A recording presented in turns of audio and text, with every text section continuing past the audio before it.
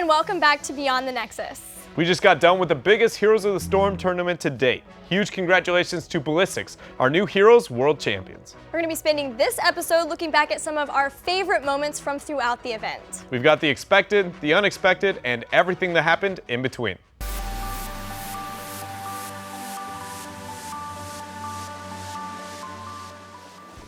This week in Heroes, we're going to be talking about some of the biggest moments that happened at BlizzCon, starting with the winners of the event, Ballistics. Ballistics keeping the tradition alive of the Super League winners taking the global championship. And it was huge for these players. We talked to SCSC and Noblesse, and they said that after losing to Cloud9 last BlizzCon, they were ridiculed when they went back to Korea. Yeah, and as we brought up on the Korean episode for Beyond the Nexus, that players like Nachojin, Swoi, and Jungha, this was all their very first global championship, so it was a huge opportunity for them to be able to prove themselves as players. Talk about proving themselves. Fnatic.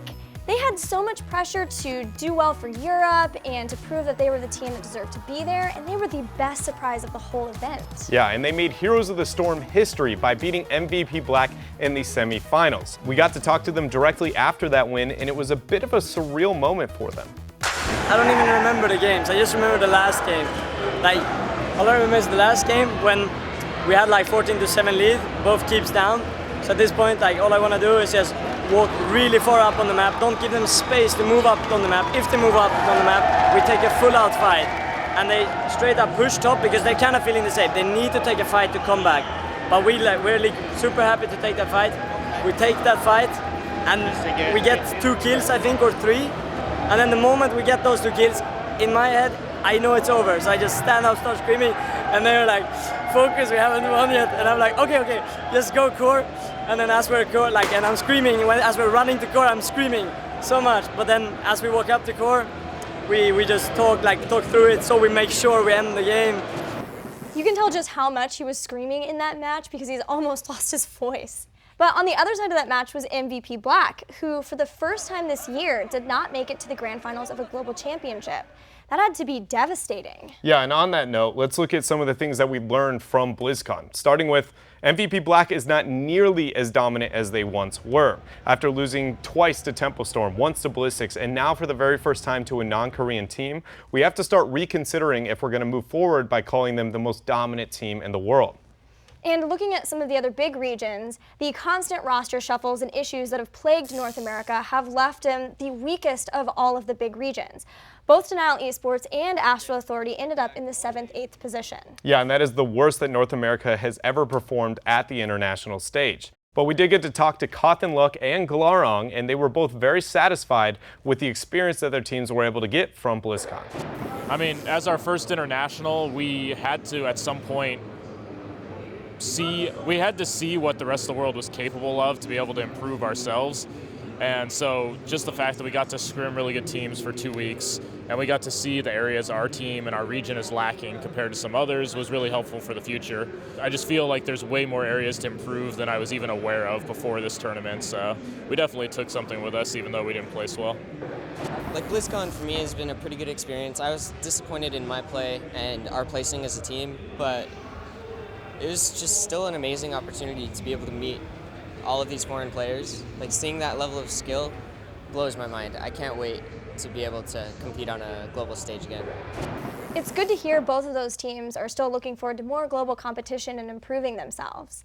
And similar to North America, the big roster change-ups that hit China from last season to this one have made them have their weakest performance at a global championship yet. Yeah, those roster changes that we've alluded to in the past and how they kind of hurt a region overall. Granted, E-Star is a bit of an exception to this, just because they were 2 teams put together to make one roster. They had a lot of hype behind them when looking at scrims. Every region was talking about how good E-Star was going to perform, and then they didn't make it out of the first group stage. And Zero Panda did not look promising during opening week, but a lot of that seemed to come from their drafting, where they were playing far differently than how they were in the Gold League, and they seemed generally uncomfortable.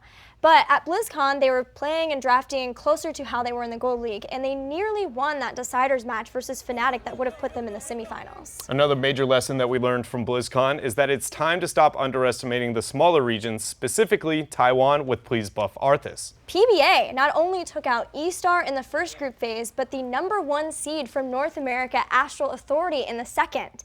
They improved so much from last season to this one, and they're not the only team that did so.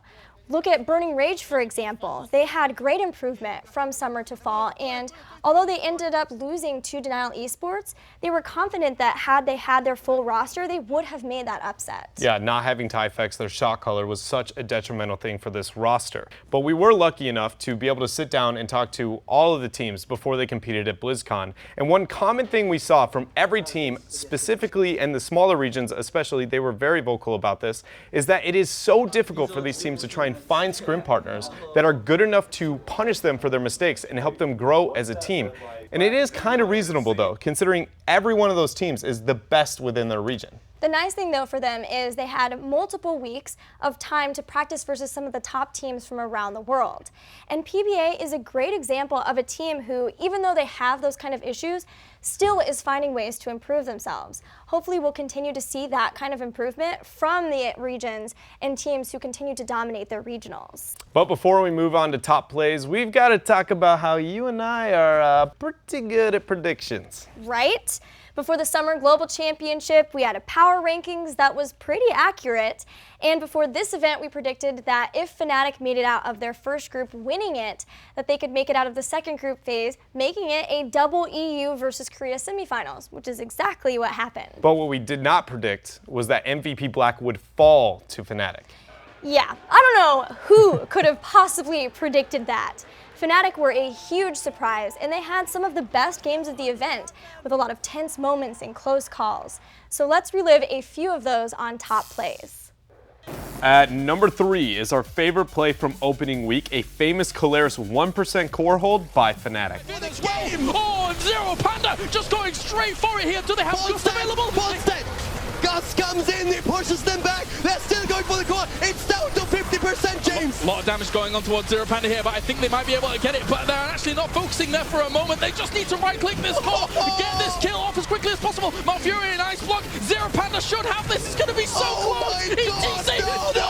No! Fnatic, they defended us 1% on the core. What is happening here?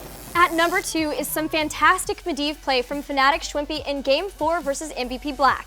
He opens a portal to attack Sake, who is saved by Crystal Aegis.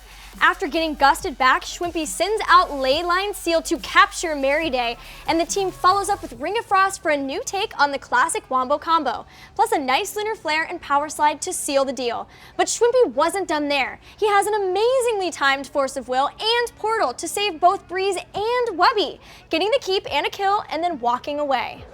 And no surprise, the #1 play from BlizzCon is from Game 3 of the Grand Finals, where Fnatic tries to get a boss after a couple of kills and gets far more than they bargained for when the nukes start flying.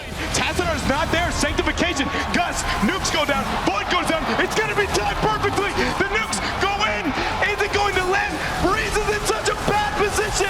Breeze just got hit by a nuke too, Breeze is going to go down, Nobody's on everybody's on the point! They have to put Smexy on the point! He goes into Ice Block, they've taken action!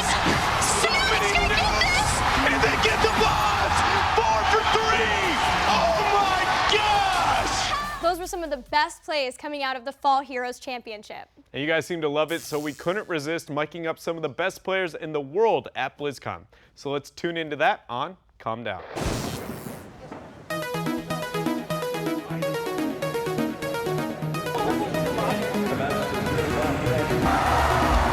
Like we were all just here, but we got just blow up, I don't know.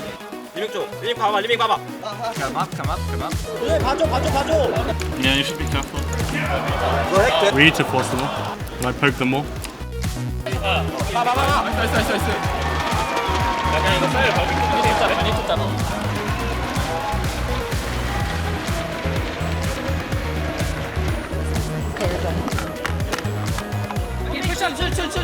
Kan vi bara pusha? Pusha! Pusha! Pusha! 바텀 라인 내가 밀고 있을게. Kan de komma till mig? De går are쪽 한번 시작 봐줘. Ja, de kan flanka med Sul också, men tänk om de flankar, då dör vi. Döda Sul, döda Sul, döda Sul, döda Sul, döda Sul! Ah, shit. Ah.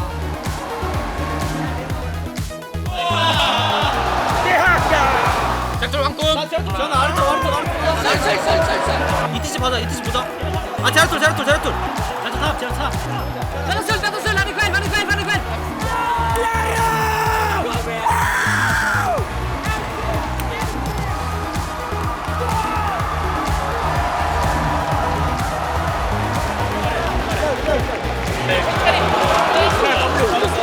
Jag har 16 här. Vi kommer inte få som sagt någonting gjort med 16, men vi ser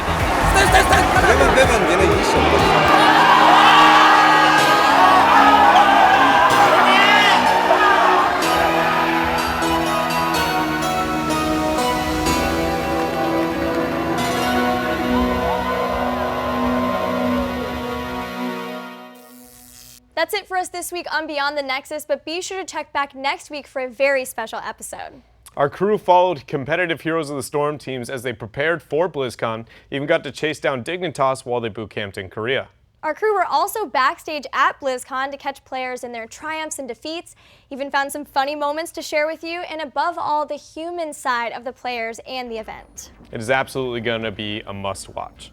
But until then, we'll see you in the Nexus.